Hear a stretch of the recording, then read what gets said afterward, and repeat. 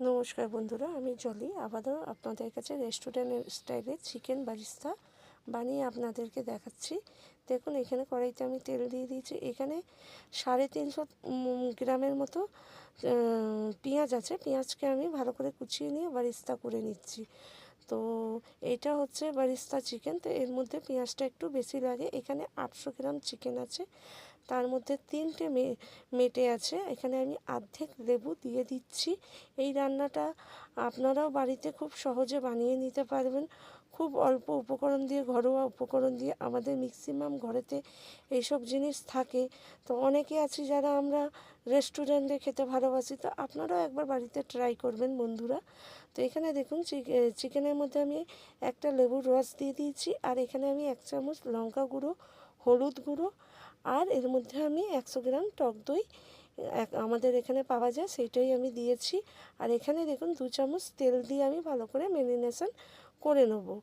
করে নেবার পরে এই চিকেনটা আমি ঢাকনা দিয়ে অন্তত 15 মিনিট ম্যারিনেশন করে রেখে দিচ্ছি। আপনারা পারলে আধ ঘন্টা, 1 ঘন্টা, 2 ঘন্টা রেখে দিতে পারেন। আমার হাতে টাইম ছিল না বলে এটা আমি 15 থেকে 20 মিনিট আমি ম্যারিনেশন করে রেখে দিচ্ছি। ততক্ষণ আমার দেখুন বারিস্তা ভাজা হয়ে গেছে। এবারে আমি পেঁয়াজের যে বারিস্তাটা করে রেখেছি, এটা আমি নামিয়ে নিয়ে ভালো করে এর মধ্যে আমি তেজপাতা, 1/2 চামচ জিরে, এলাচ, লবঙ্গ, দালচিনি সব ফোড়নে দিয়ে দিলাম।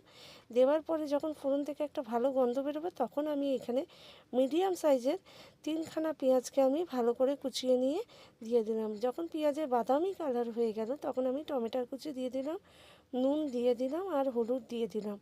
দেওয়ার পরে আমি ভালো করে কষিয়ে নেওয়ার পরে এখানে আমি একটা ভাজা মশলা করে রাখি, জিরে, ধনে, দালচিনি, তেজপাতা, ওইটাই আমি এখানে 1.5 চামচ দিয়ে দিলাম। আদা রসুন বাটা আমি এখানে 1.5 চামচ দিয়ে দিলাম, আর লঙ্কা গুঁড়ো দিয়ে দিলাম, আর এখানে আমি ধনে গুঁড়ো 1 চামচ দিয়েছি। ব্যাস, এই মশলাটা কষিয়ে নেবার পরে আমি চিকেনগুলোকে দিয়ে দিলাম। চিকেনগুলোকে দিয়ে দেওয়ার পরে ভালো করে আমি এটা কষিয়ে নিচ্ছি। এই চিকেনটা আমি অন্তত 10 থেকে 15 মিনিট ভালো করে ঢাকনা বন্ধ করে করে আমি কষিয়ে নেব। তো এই রান্নাটা আপনারাও খুব সহজে বাড়িতে করে নিতে পারেন। এখানে আমি শাহি গরম মশলা একটুখানি দিলাম, যাতে ফ্লেভারটা আর গন্ধটা ভালো আসে। এই চিকেনটা আমি 10 মিনিট কষিয়ে নেওয়ার পরে ঢাকনা চাপা দিয়ে 10 মিনিট কষিয়ে নেওয়ার পরে তারপরে আমি চিকেন বারিস্তা আর গরম মশলা দিয়েও একবার ভালো করে কষিয়ে নেব। এইটাও আমি ঢাকনা বন্ধ করে করে 15 মিনিটের মতো আস্তে আস্তে কষিয়ে নিয়েছি।